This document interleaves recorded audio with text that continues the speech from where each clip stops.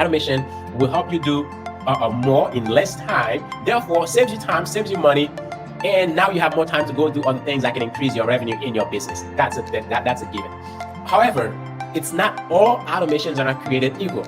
Okay, all AI are not trained equal.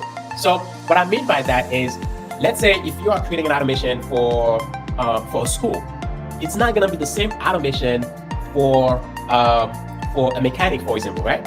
A car repair shop. It's not going to be the same thing. It's not going to be the same automation for a beauty salon, right? Therefore, the automation for home care agency is not. It's not going to be the same. See, they are all automations that are created equal. How do you create that automation? That means we have to go behind the scene of what's happening in home care agencies and basically map out every single details, what's going on in the marketing of home care agency, so that way we can create the automations specifically for home care agencies, right?